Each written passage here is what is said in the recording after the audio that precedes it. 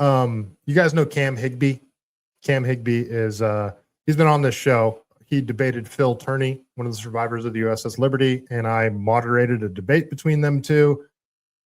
Cam won the debate because Phil didn't come prepared, and Cam used some very shady debate tactics.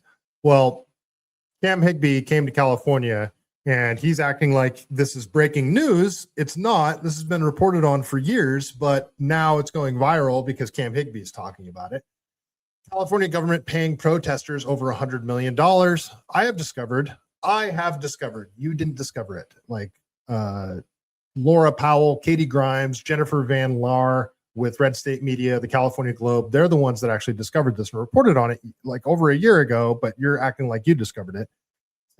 Cam Higbee says, I have discovered that the state of California is using taxpayer funds to subsidize nonprofit organizations whose core function is to organize protest. CHIRLA, CHIRLA, has taken over $100 million alone in taxpayer funds, according to the state expenditures website. Based on their website, CHIRLA's primary function is protest-related activities and left-wing advocacy. They have been protesting and advocating since 1986 and take credit for some of Newsom's policies. So, a bunch of people like reposted this and said like, look what Cam Higbee discovered. And Gavin Newsom's press office has been like running cover for this like crazy. So Gavin Newsom says, false. The state has not given any money to any political organization or 501c4. Yeah, but that's not true. Let's go over to Laura Powell. She's frustrated because she's like, unbelievable. One of the top stories today on X is a scoop of mine that I uncovered extensively last summer. A large account discovered, she puts discovered in quotes, the same information and is using it to ask for funds. And Cam Higbee is. He's putting, you know, here's my like send me money, basically. Look what I found, send me money. And that's what he's doing. So Laura Powell put this out. This is from June of 2025. She says basically the same thing Cam Higbee just said, but it's much more extensive. I'll read this from Laura Powell. She says, taxpayer-funded nonprofit behind the anti-ICE riots in Los Angeles. Over the past 2 decades, ICE agents have conducted targeted operations. Remember, this is from July of 2025. Over the past 2 days, ICE has conducted targeted operations across the Los Angeles region, detaining more than 40 suspected illegal aliens. These enforcement actions triggered large-scale demonstrations, some of which have turned confrontational, with reports of vandalism, block traffic, and physical clashes with federal agents. The unrest has prompted questions about who is organizing and funding these protests. One of the organizations at the center of the resistance to ICE is the Coalition for Humane Immigrant Rights, CHIRLA, a Los Angeles nonprofit that has long provided legal and advocacy services to illegal aliens. CHIRLA is known for radical positions on immigration. For example, it led to a campaign to abolish ICE in 2018. So this isn't a new thing, abolishing ICE. Yesterday afternoon, as clashes with federal law enforcement were heating up, CHIRLA Executive Director Angelica Sales held a press conference during which she announced that the Los Angeles Rapid Response Network hotline had received more than 50 calls reporting ICE activity and sightings of men in military garb. LARRN is organized by a coalition of nonprofits, and CHIRLA plays a central role. Using its main phone line as the hotline number, LARRN's hotline is one of the communication systems that allows legal observers, volunteers, and other activists to be quickly dispatched to the scene of immigration enforcement actions. So, you know, like, how do they get there so fast? Because it's all coordinated. During her remarks, Sales referred to SEIU California President David Huerta as her brother, highlighting CHIRLA's close ties to organized labor in California. Huerta has been arrested during one of the protests for blocking the path of an ICE vehicle. As shown in a video footage released by the U.S. Attorney Bill Asaley, Governor Gavin Newsom expressed his unequivocal support for Huerta, claiming she was only witnessing the action, while Asaley announced his intention to file criminal charges. For her part, Los Angeles Mayor Karen Bass has defiantly opposed federal immigration enforcement in the city, stating on social media Friday, "We will not stand for this, and no vamos a permitir estas acciones. We are not going to permit these actions." She added that her office would collaborate with community-based organizations that serve immigrants. She has a long relationship with CHIRLA and bragged last year about obtaining federal funding for CHIRLA's programs.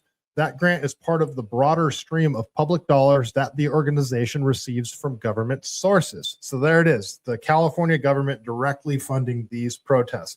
Well, not directly, indirectly through CHIRLA. And they say it's not happening. And Cam Higby says, "You just discovered this," even though this is from July that I'm reading to you right now. In fact, according to a financial audit submitted to the state, the CHIRLA organization receives nearly $34 million in revenue from government contracts during the fiscal year June of 2023. $34 million they got from government contracts. This group that organizes protests against ICE get $30 million from taxpayer dollars from the government. That figure marks a sharp increase from the prior year when it received around $12 million in government contract revenue. Agencies contributing to CHIRLA's funding during this period. So like, this just goes to show, like, this is like on top of the sanctuary state policies that incentivize people to come here. It's like, yeah, come here. Illegal immigrants, come here. We're going to give you free health care, all these other things that you're eligible for, driver's licenses. You can work any job that you want. Like, be here illegally, work any job that you want. But if ICE tries to deport you, we're going to protect you too through backdoor ways funding protests and disrupting ICE operation. Okay. Agencies contributing to CHIRLA's funding during this period include the California Department of Social Services, the California Arts Council, the Government Office of Emergency Services, and Department of Homeland Security. Notably, as mentioned above, a DHS contract funded CHIRLA to provide citizenship instructions and naturalization services. With $100,000 remaining on CHIRLA's contract, DHS froze remaining funds in February. CHIRLA responded by suing. The court denied their motion for preliminary injunction on May 28th. This is one of the two lawsuits CHIRLA filed against DHS this year. The other was dismissed for lack of standing and is on appeal. To sum up how this works, your tax dollars fund an organization that organizes efforts to directly interfere with the federal government's lawful exercise of authority. Then, through its lobbying arm, that organization helps get Democrats elected to office, who then repay the favor by ensuring increased funding. This is the nonprofit industrial complex. This is how corrupt the California government is. It's like, the more you look into this stuff, and it's like, this is just one sliver, one tiny avenue of the corruption. Like, if you're looking at this on a pie, this is a tiny sliver of that pie. There's a million other different ways that they're doing this exact same thing, where it's the circular funding thing. We fund you, you do the thing, and then you give us money back to our campaigns to get us elected. That's how this whole fucking thing works. And it's maddening. That's how California Democrats stay in power. And the Republicans suck here too. I'll say that. But the Democrats are so far beyond corrupt, and they can do whatever they want because they have a supermajority in the Assembly and in the Senate. And Gavin will pretty much sign any bill that they put across his desk. He's vetoed a few, but that's only because he would have gotten insane backlash for the ones that he did veto. So it's just insane. All of this shit is insane. And here's Katie Grimes. Katie Grimes says, we reported on, so she's reposting Cam Higby's thing too, saying, we reported on CHIRLA for several years, including this form 2024, the 44.7 plus million in government grants and contributions that CHIRLA took in, but was advocating for California's taxpayers to fork over $1 billion per year for the first time illegal immigrants home buyers thing. You guys remember that too? They're actually trying to give like state dollars as a down payment for illegal immigrants to buy houses. That shit didn't pass, but that was another thing that was like crazy that the California government wanted to do. So Katie Grimes has reported on this. Laura Powell has reported on this.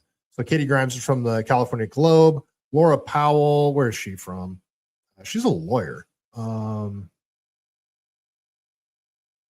Yeah, she's a lawyer, so that must have been some independent reporting that she did. So Katie Grimes, the California Globe, reported on it, and then Jennifer Van Laar also reported on that. She is with Red State, right? She's with, Red State Media, and Jennifer Van Laar posted taxpayer-funded riots. CHIRLA has been championed by Karen Bass for decades. Their state funding increased by $20 million when Executive Director Angelica Sales was appointed to the Racial Equality Commission.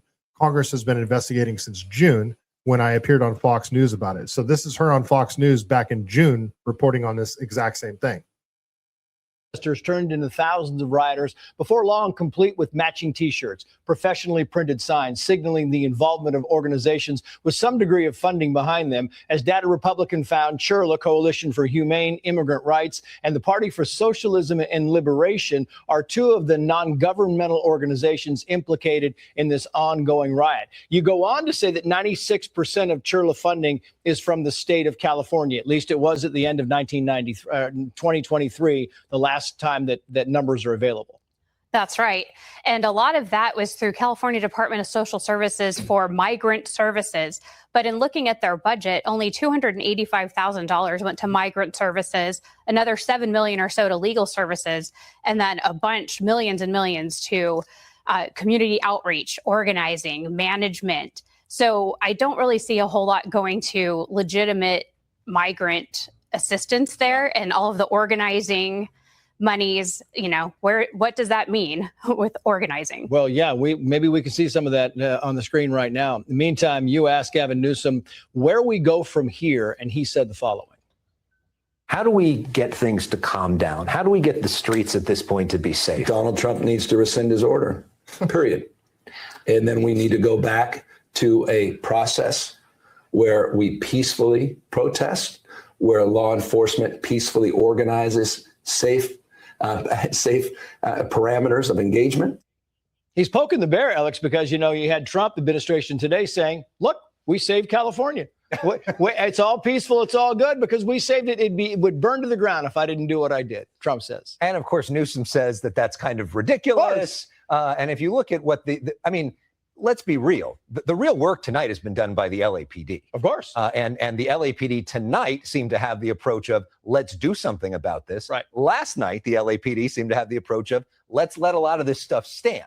We had images of people taking hammers to the streets and lighting cars on fire and all the rest of that, which President Trump talked about today and saw, and he was kind of outraged by. And today it's a very different approach. So that is a political strategy and a law enforcement strategy, but led by a lot of politicians who have clearly chosen to take a different approach now. Yeah.